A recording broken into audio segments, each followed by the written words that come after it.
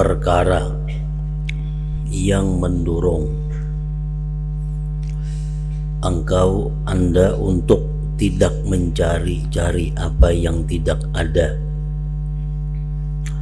dan membagikan apa yang telah terkumpul serta dapat memudahkannya ialah mengingat-ingat cacat dan celak dunia. Artinya, bagaimana caranya supaya kita bisa zuhud, bersifat zuhud di dalam menghadapi dunia ini.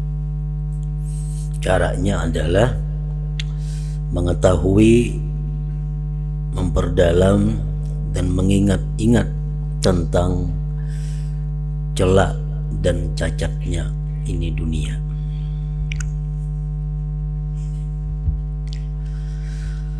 Para ulama dalam hal ini telah banyak menerangkan cara-cara itu. Di antaranya kata sebagian ulama, aku meninggalkan kepentingan dunia lantaran sedikit manfaatnya dan banyak kepayahannya.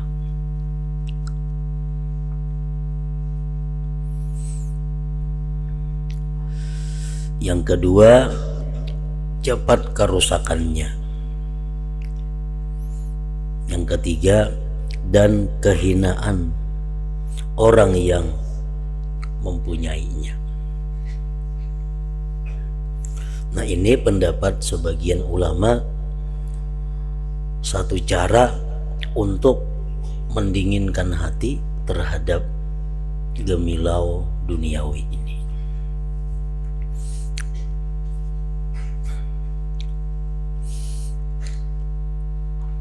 Pertama, manfaatnya dibanding dengan mudaratnya lebih banyak mudaratnya. Nyamannya dibanding susah payahnya lebih banyak susah payahnya. Yang kedua, bagaimanapun kuatnya itu dunia, tetap dikatakan cepat kerusakannya. Dan hinanya orang-orang yang mengumpul atau mencari dunia itu. Di mana tandanya kehinaan orang-orang yang mencari dunia itu? Tandanya adalah manusia itu tidak suka disebut hubud dunia. Manusia kada suka disebut orang hubud dunia, cinta dunia, walaupun dia sebenarnya hubud dunia. Nah, ini salah satu tanda kehinaan dunia. Orang kada hakun begalar hubud dunia, walaupun inya ahli dunia, walaupun inya banyak mencari mengumpul dunia, tapi diperdakan hubud dunia inya keberatan. Nah, itu salah satu tanda bahwa dunia itu adalah hina. Lain hal dengan akhirat. Setiap orang suka dikatakan sebagai pecinta akhirat, walaupun dia bukan pecinta akhirat, tapi dikatakan bahwa orang tuh cinta akhirat, senang hatinya. Kenapa? Karena kemuliaan akhirat itu.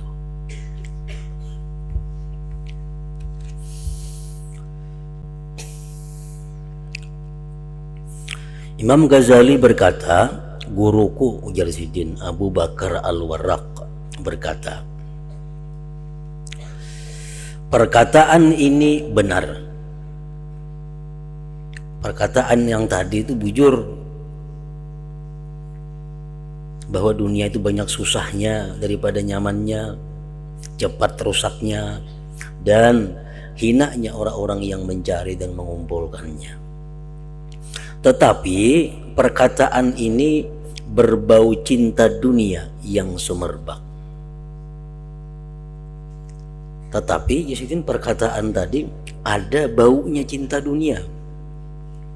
Di mana baunya cinta dunia itu? Pertama, dunia itu dianggap banyak mudaratnya daripada manfaat. Nah, seandainya dunia itu banyak manfaat dari mudarat, inya kada zuhud lawan dunia.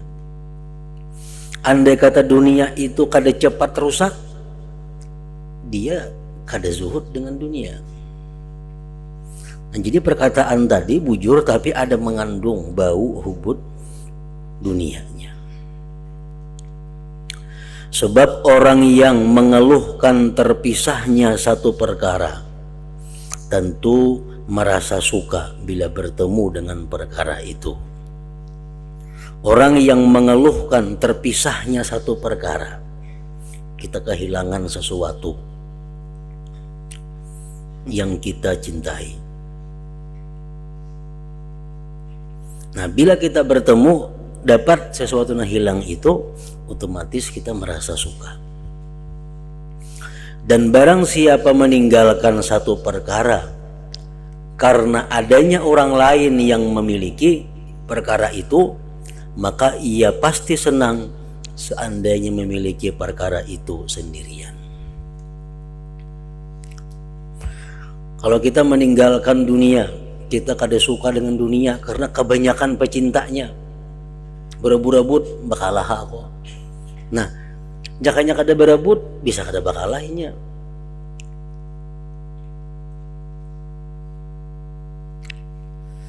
Barang siapa meninggalkan satu perkara karena adanya orang lain yang memiliki perkara itu, maka ia pasti senang seandainya memiliki perkara itu sendirian. Jadi kalau kita misal, kenapa ikam zuhud lawan dunia, kenapa engkau benci lawan dunia, dijawabnya misalnya kebanyakan yang berebut, jadi bakalah aku, nah itu lain zuhud ngarannya. Sebabnya apa? Andai kata kada berebut, inya umpat juga mengambil dunia itu. Jadi perkataan yang sempurna dalam menuturkan cacat dunia adalah apa yang diucapkan oleh guruku. Kayak apa caranya supaya kita ini bisa dengan mudah memandang dunia itu sesuatu yang membahayakan kita. Bagaimana caranya supaya kita nyaman memandang dunia itu sesuatu yang mencelakakan kita? Nah, caranya adalah dunia itu musuh Allah Azza wa Jal. Kenapa dunia itu musuh Allah? Karena dunia ini selalu menghalang-halangi orang berbuat ibadah. Jadi Allah marah dengan dunia itu.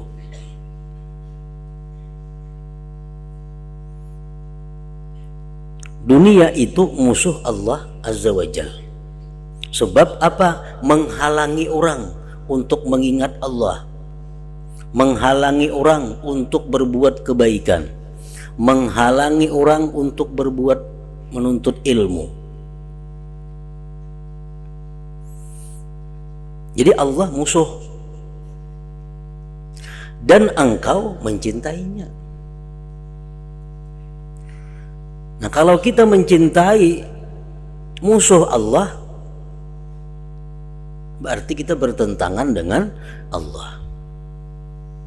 Kalau kita mengawani yang dimusuhi Allah, berarti kita melawan kepada Allah. Padahal barang siapa mencintai seseorang, tentu ia membenci musuh orang yang dicintai itu. Nah, barang siapa mencintai seseorang, tentu ia membenci musuh orang yang dicintai itu. Kalau kita mencintai Allah, berarti kita mesti mencintai apa-apa yang dicintai Allah dan memusuhi apa yang dimusuhi oleh Allah. Maka itu logikanya. Kalau kita cinta kepada Allah, kita mesti mencintai apa-apa yang dicintai Allah dan memusuhi apa-apa yang dimusuhi oleh Allah. Sedangkan dunia adalah musuh Allah. Kenapa tadi maka musuh? Karena menghalangi orang untuk ingat kepada Allah, menghalangi orang untuk ingat kepada kematian, menghalangi orang untuk berbuat kebaikan. Jadi dunia itu hakikatnya adalah sesuatu yang mengganggu hubungan baik kita dengan Allah. Itu ngaran dunia. Apakah? Bila mengganggu hubungan kita dengan Allah, itu ngarannya dunia. Macam-macam pengertian dunia itu ada.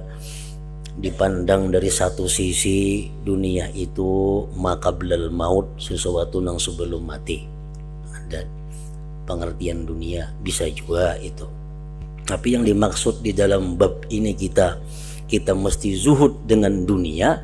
Artinya apa? Kita zuhud dengan sesuatu yang mengganggu hubungan baik kita dengan Allah. Mengapakah? Manusiakah? Bendakah? Bila merusak, mengganggu hubungan kita dengan Allah, itu ngarannya adalah dunia. Asalnya kita mengaji, menuntut ilmu, bagus. Sembahyang rutin, bagus. Membaca Al-Quran tiap hari, bagus. Membaca salawat, membaca zikir dan sebagainya, silaturahmi, menghubungi keluarga, bagus jalannya. Berarti kita sudah ada hubungan baik dengan Allah. Nah kemudian satu hari kita dapat satu pekerjaan. Ngapakah pekerjaannya? Nah dengan pekerjaan yang kita dapat ini, dengan sebab gawian yang kita dapat ini, kita jadi terganggu melakukan hal-hal yang baik tadi. Nang dulunya berzikir 1000, wah ini kada kaubar lagi 1000. Nang dulunya sembahyang 5 waktu bagus tepat, kada kaubar lagi, kadang-kadang tak keluar waktunya. Nang dahulu menuntut ilmu bagus, sekarang jadi kada karuan. Nah berarti pekerjaan sesuatu itu ngarannya mengganggu tadi disebut dunia. Nah itu yang kita disuruh zuhud daripadanya, benci daripadanya itu, karena itu musuh Allah. Jadi artinya bukan segala benda, segala sesuatu yang mesti kita zuhud, kada. Yang mesti kita zuhud itu benda-benda atau orang-orang yang mengganggu kita terhadap Allah Subhanahu wa ta'ala.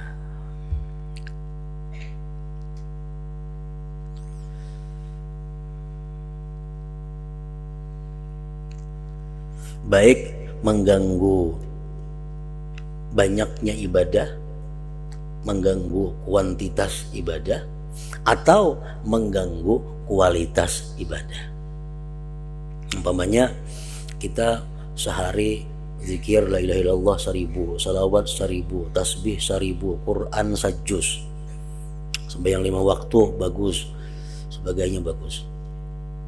Lalu kita dapat sesuatu barang atau duit atau pekerjaan, dapat itu, amalan tetap kawat terlaksana, zikir 1000 tetap, salawat 1000 tetap, tasbih tetap 1000, baca Quran tetap sajus sehari, menuntut ilmu tetap kayak biasa. Tapi kualitasnya menurun. Dulu 1000 tuh khusyuk membaca. Sekarang salawas dapat pekerjaan nih, baca ancap membaca yang 1000 menuntungakan. Nah itu kualitas ibadah ngarannya terganggu. Nah itu pun kita disuruh zuhud dengan pekerjaan atau benda atau barang tadi. Nah itu maksudnya zuhud ini.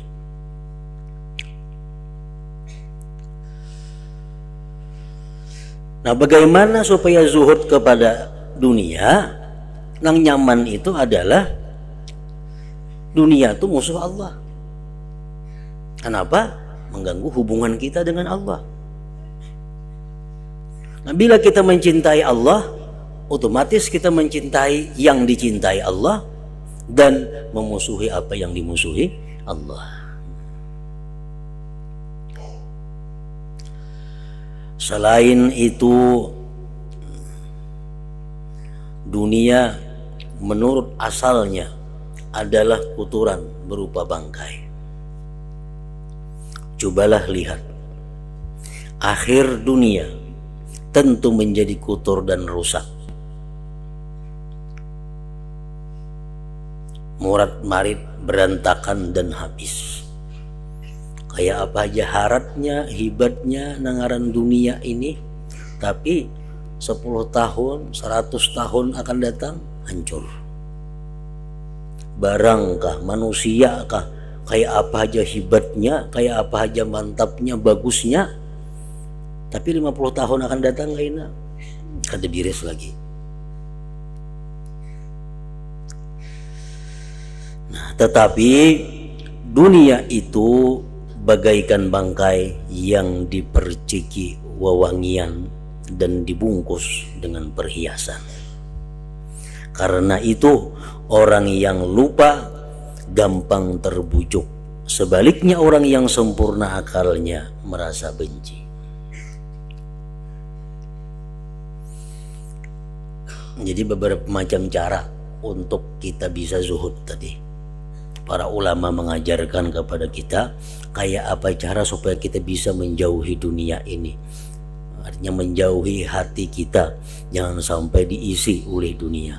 Pertama tadi, dunia itu Gelsiden banyak susahnya daripada nyamannya, lakas rusaknya dan hinanya orang-orang yang mengumpul dan pencari dunia.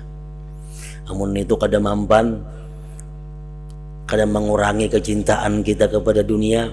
Ada lagi cara berikutnya. Berikutnya apa? Dunia itu adalah musuh Allah. Kalau kita mencintainya berarti kita mencintai musuh Allah. Kadang mampan juga itu. Nah, dunia itu adalah sesuatu nang kotor tapi dihiasi dengan perhiasan dan wewangian. Jika ada orang bertanya bagaimana hukumnya zuhud dunia itu, fardukah atau sunat?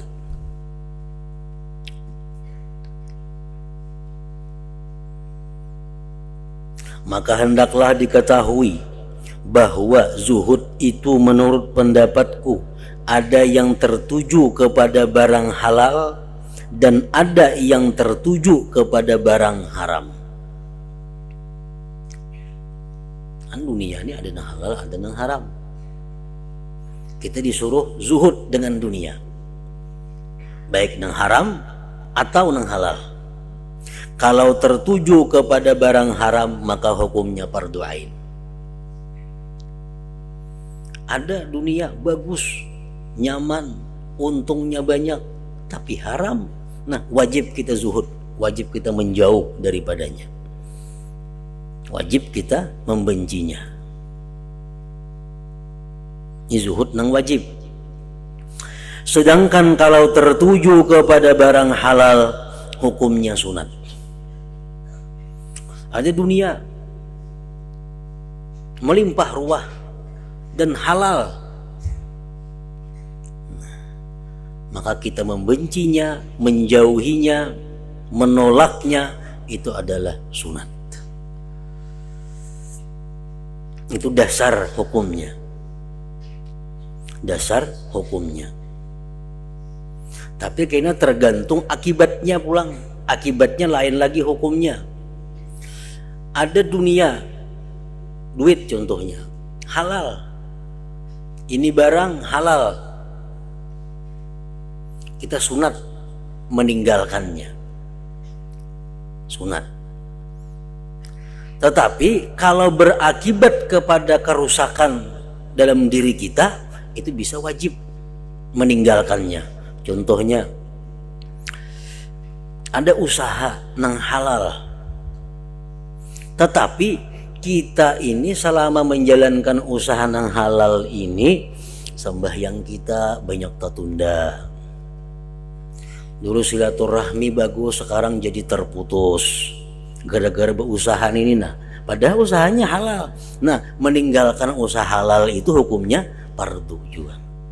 Kenapa? Karena berakibat talanggar hukum-hukum Allah walaupun asalnya adalah halal. Kemudian kedudukan barang haram itu bagi orang yang istiqamah berbuat taat sama dengan kedudukan bangkai yang menjijikkan. Ini dunia nang haram, dunia tapi nang haram. Itu menurut orang nang istiqamah dalam taat sama lawan bangkai yang tidak boleh dimakan kecuali dalam keadaan sangat terpaksa sesuai dengan kadar menolak kemudaratan.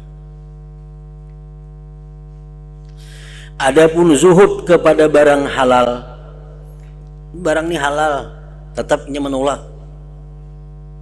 Kalau dianggapnya kada diperlu, kalau dianggapnya kada memerlukan, walaupun halal ditolaknya, maka hanya bisa diketemukan pada kedudukan wali abdal yang menganggap bahwa kedudukan barang halal itu sama dengan bangkai.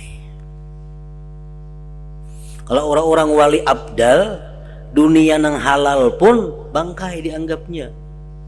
Kalau dunia nang haram, lain lagi, bisa api dianggapnya. Wali abdal tidak mau makan harta dunia yang halal kecuali hanya sebagian saja yang harus dimakan. Sedangkan yang barang haram menurut pandangan wali abdal adalah seperti api. Sama sekali hatinya tidak tergerak hendak memakan api itu. Itulah makna burudah, dingin pada hati. Artinya orang yang zuhud pasti memutuskan kehendaknya dari dunia dan menganggap jijik serta sangat mengingkarinya. Jadi di hatinya tidak ada pilihan atau keinginan terhadap dunia itu. Sebagaimana kita kada ada keinginan terhadap bangkai.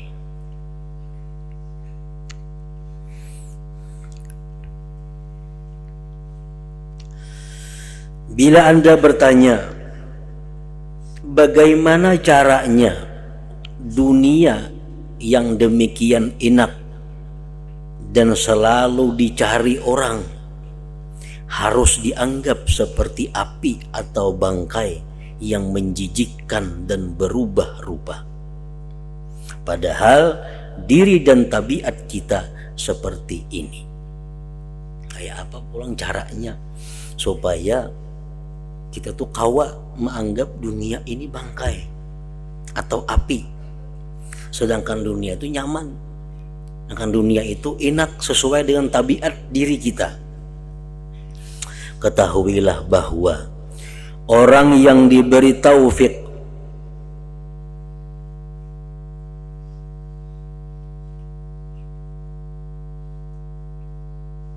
khusus oleh Allah,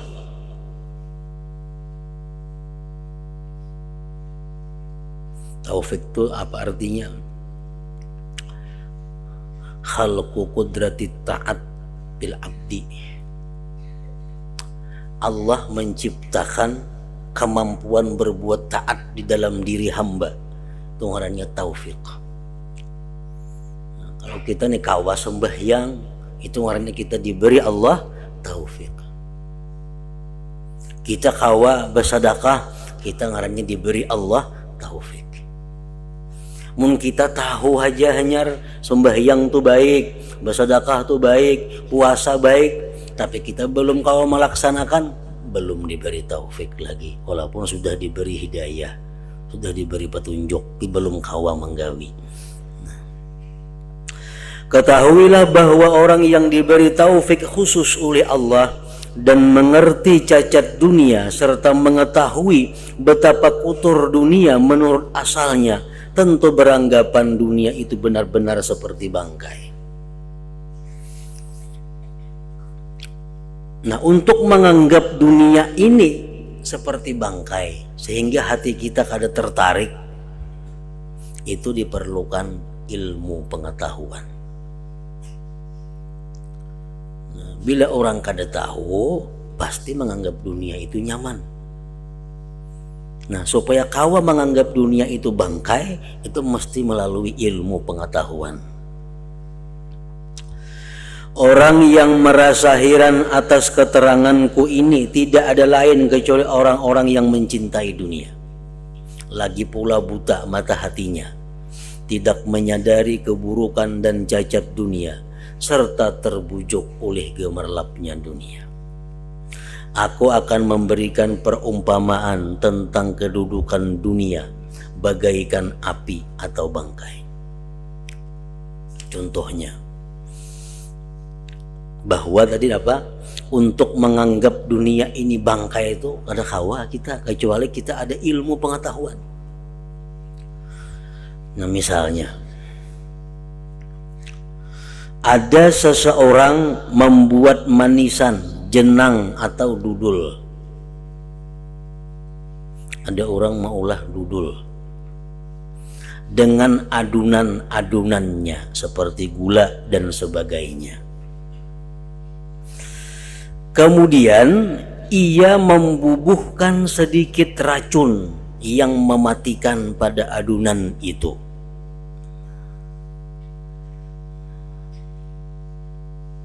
Mulah dudul nyaman manis apa, tapi ada sedikit dibuatinya racun. Ada orang lain yang melihat perbuatannya, tetapi orang lain lagi tidak melihatnya. Ada nang melihat inya maulah dudul dibuatinya racun, ada nang kada melihat. Artinya apa? Ada nang tahu dudul tu bercampur racun, ada nang kada tahu dudul tu bercampur racun. Lalu jenang dudul yang sudah dihias itu disuguhkan kepada dua orang tersebut, yang melihat perbuatannya dan yang tidak melihat. Nah, dudul dihidangkan.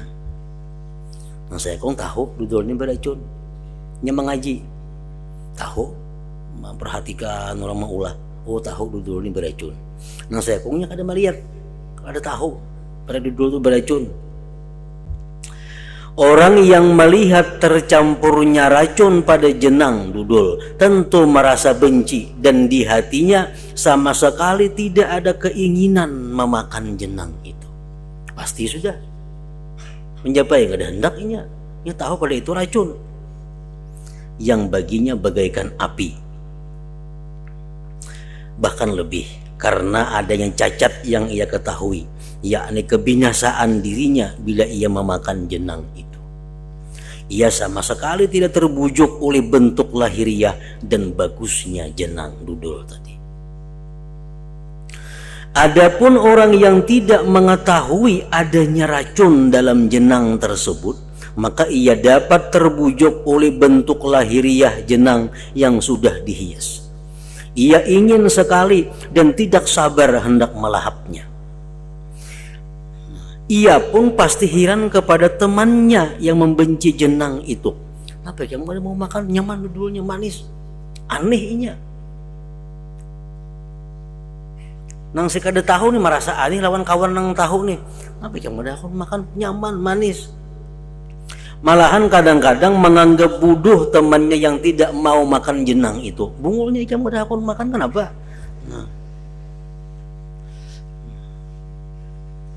Nah, jadi orang-orang yang zuhud dengan dunia itu kadang-kadang dianggap bungul oleh orang-orang yang cinta dunia. Nah, inilah perumpamaan barang haramnya dunia bagi orang yang waspada, yang istiqamah melakukan taat kepada Allah dibandingkan dengan orang bodoh yang mencintai dunia. Nah, jadi tadi kita ingat bahwa pengertian dunia itu adalah sesuatu yang merusak, mengganggu hubungan baik kita dengan Allah Subhanahu wa ta'ala. Dan itu kadakawa disama ratakan antara orang per orang. Ada manusia yang begitu dapat duit 100.000, manusia ini jadi hancur. Nah, berbuat maksiat macam-macam dengan duit 100.000. Ada manusia begitu dapat 100.000 jadi lebih tinggi kedudukannya di sisi Allah, karena dia bisa menggunakan duit ini sehingga menambah baik hubungannya dengan Allah. Nah, jadi nangkawa menilai bahwa apakah dunia ini merusak akan kita atau kada merusak dengan kita, itu hanya kita nang lebih mengetahuinya. Kita bisa mengukur dengan ibadah kita, dengan hubungan baik kita kepada Allah selama ini. Kayak apa hubungan kita selama ini kepada Allah dibanding dengan datangnya dunia kepada kita, dengan datangnya benda atau barang atau duit kepada kita. Bila mengganggu, oh berarti ini dunia nang mesti dijauhi, nang mesti zuhud kepadanya.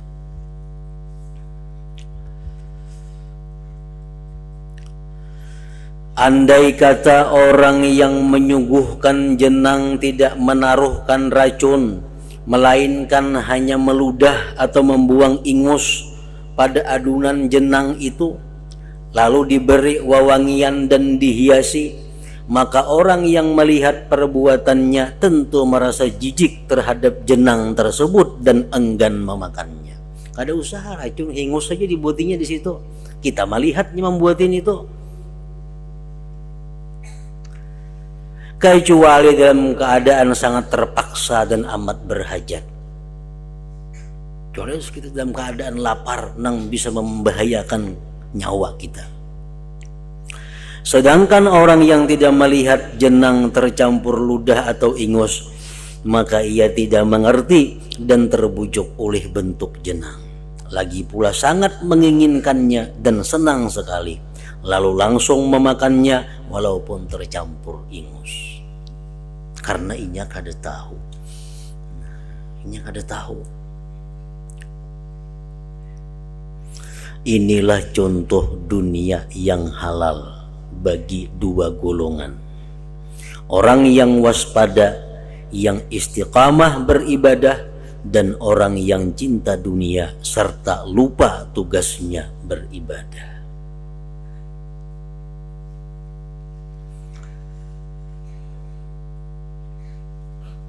Padahal Allah Subhanahu wa ta'ala menciptakan segala isi bumi ini. Segala isi bumi diciptakan Allah untuk apa? Untuk menunjang kita beribadah, untuk membantu kita beribadah. Itu tujuannya. Allah menciptakan tambang, menciptakan pohon, menciptakan buah, menciptakan makanan, menciptakan macam-macam yang ada di bumi ini. Tujuannya adalah untuk membantu mendekatkan kita kepada Allah. Itu tujuannya. Nah, kalau kita gunakan bahwa yang di muka bumi, di dalam bumi ini untuk melupakan Allah, itu terbalik penggunaannya. Terbalik.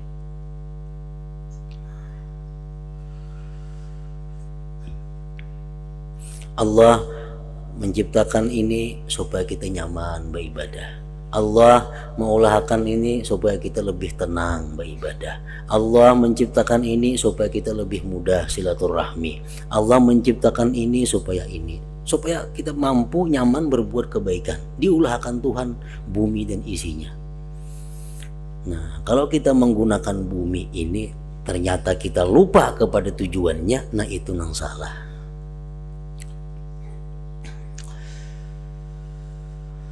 Keadaan dua orang ini jauh berbeda, padahal watak dan perawakannya sama. Penyebabnya tidak lain karena yang satu waspada dan mengerti, berilmu artinya, sedangkan yang satunya lagi bodoh dan keras kepala, tidak mau menerima nasihat orang lain.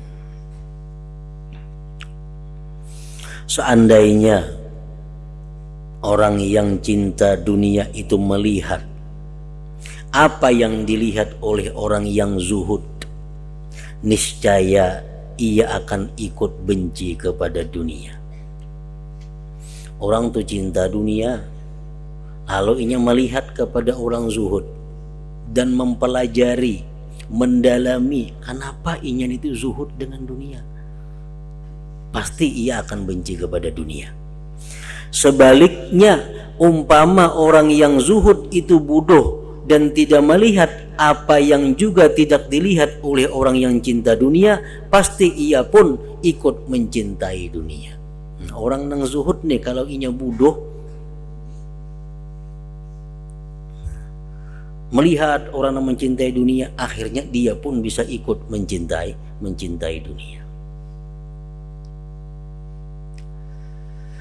Dengan perumpamaan di atas, jelaslah bagi Anda bahwa perbedaan antara dua orang tersebut hanyalah terletak pada adanya kewaspadaan, bukan karena watak.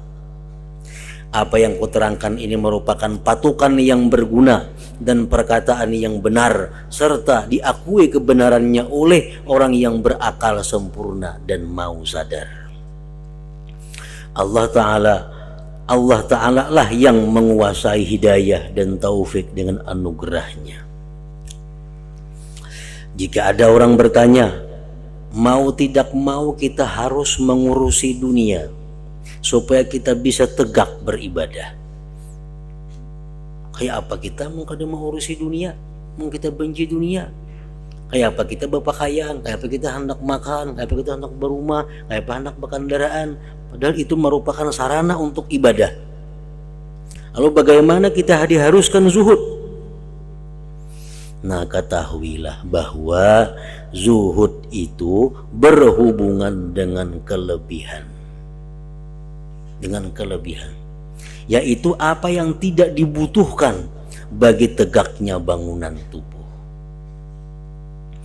Jadi yang dimaksud ialah tegak dan kokohnya badan sehingga dapat beribadah kepada Allah, bukannya sekadar makan dan minum yang enak-enak. Jika Allah Ta'ala menghendaki, bisa saja menjadikan tubuh manusia tegak dengan perantaraan suatu sebab seperti makan dan minum, tetapi Allah juga kuasa menjadikan manusia tegak tanpa suatu sebab, seperti halnya para malaikat.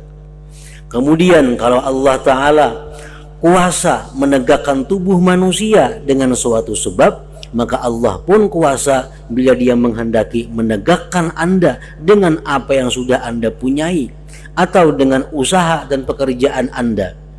Dan jika Allah menghendaki, bisa saja Dia menegakkan tubuh Anda untuk beribadah dengan sebab selain bekerja. Nah, artinya apa? Bahwa apa-apa daripada harta benda segala macam ini, kalau itu sebagai alat untuk beribadah, itu kita kada termasuk, kada diwajibkan, kada disunatkan, kada diharuskan zuhud kepadanya. Nang kita disuruh zuhud ini sesuatu nang merusak tadi hubungan kita kepada Allah. Wa may yattaqillah yaj'al lahu makhraja wa yarzuqhu min haitsu la yahtasib. Artinya, barang siapa takut kepada Allah, maka Allah bakal menjadikan tempat keluar dari kesulitan baginya, dan Allah akan memberi rezeki yang tidak terkirakan datangnya. Ini takwa kepada Allah. Ini ada sesuatu yang kita perlu. Kita perlu duit untuk sesuatu. Duit ada, tapi duitnya kada halal. Nah, Allah menjamin siapa yang takwa, Allah berikan jalan keluar dari kesulitan, dan Allah beri rezeki dari yang tak terduga-duga. Jadi artinya apa? Jangan sampai duit nang haram itu nang menyelesaikan masalah kita. Ini hutang situ kemari ada, hendak membayari duitnya ada. Ada duit cuma haram, berhutang berbunga ke umpamanya. Allah mengatakan siapa takwa kepada Allah, artinya kada mengambil yang haram itu, maka kesulitannya akan diberi Allah jalan keluar, dan rezeki yang tak terduga itu ada. Jadi kada ada alasan kita mengambil yang haram untuk menutupi keperluan kita, kada ada alasannya. Asalkan takwa biris. Kalau begitu, Anda tidak membutuhkan sesuatu keadaan untuk mencari-cari dan mengharap-harap. Bila Anda tidak kuat zuhud yang demikian dan Anda masih butuh mencari dan mengharapkan dunia, maka niatkanlah hal tersebut sebagai persiapan dan penguat guna beribadah kepada Subhanahu wa ta'ala, bukannya lantas bersenang-senang dan berlezat-lezat. Kita ini kadang kawa terpisah dari dunia. Orang ini mahir nyaman, mahir bergelimang dengan harta. Zuhud, beri akan harta yang ada sanggup. Nah, kayak apa caranya supaya selamat? Supaya selamat caranya adalah harta-harta yang ada ini niatkan untuk penguat beribadah, bukan dijadikan hanya untuk bersenang-senang. Nah, ini perlu ilmu pengetahuan.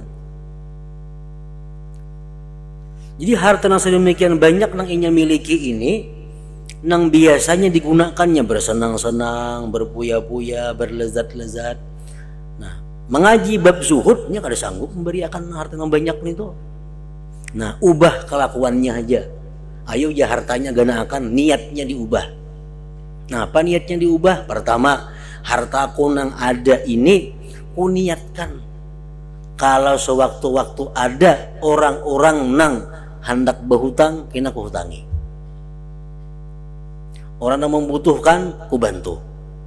Jadi hartanya sebagai persiapan. Satu. Yang kedua, bila aku makan yang nyaman-nyaman, makan yang lezat-lezat, itu adalah akan ku tambah, akan ku buat syukur kepada Allah, menambah kesyukuranku kepada Allah Subhanahu wa ta'ala. Nah, itu ayo macam itu. Mengkena kawal langsung nang zuhud tadi. Jadi ubah perilaku, ubah niat. Dulunya harta nang banyak, barang-barang nang mewah, nang nyaman, banyak digunakan kepada hal yang kada bermakna atau maksiat, sekarang dirubah. Gunakan untuk nang taat-taat dan niatkan untuk kebaikan-kebaikan. Nah, sehingga harta benda yang banyak itu jadi ibadah lawannya. Maka mencari mengharap dunia adalah baik dan dapat disebut mencari akhirat. Nah, jadi harta yang banyak tadi ampih dunia ngarannya, termasuk akhirat jadinya. Duit nasa miliar bisi, biasa digunakan untuk berpuya-puya, benyaman-nyaman, mengaji zuhud, beriakan bakal sanggupnya beriakan semiliar itu. Kayak apa supaya baik harta nang semiliar nih? Diniatakan dalam hati. Siap mulai hari ini, siapa-siapa ada yang hendak minta bantu lawan aku, ku bantu. Siapa yang ada kesusahan, ku tolong.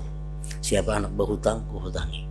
Ini duit ini persiapan untuk itu. Nah, duit yang semiliar yang asalnya dunia menjadi duit akhirat ngarannya. Menjadi duit akhirat. Yang demikian tidak menudai zuhud Anda, karena menudai zuhud dan ketundukan Anda dalam beribadah kepada Allah Subhanahu wa ta'ala. Memakai yang baik-baik, memakai yang nyaman-nyaman. Kalau dahulu aku beagak lawan orang, sekarang dirubah. Aku memakai yang baik-baik, yang nyaman-nyaman. Tujuanku adalah menampakkan nikmat Allah kepada manusia, kepada makhluk. Nah, bagus niatnya. Dulu makai yang nyaman, makai yang mewah, beagak paharatnya pada orang. Itu dunia ngarannya. Kayak apa supaya barang-barang mewah nyaman jadi akhirat? Diganti niatnya. Dulu tujuannya beagak, sekarang menampakkan nikmat pemberian Allah kepada makhluknya. Nah, pahamilah keterangan yang menyeluruh ini, semoga memperoleh petunjuk dari Allah. Wabillahi taufiq. Nah, dan selanjutnya yang kedua, rintangan yang mengganggu kita beribadah, pengaruh lingkungan. Pertama, mengganggu beribadah dunia. Kayak apa mengatasinya? Zuhud jalannya. Nah, kedua yang mengganggu ibadah adalah lingkungan.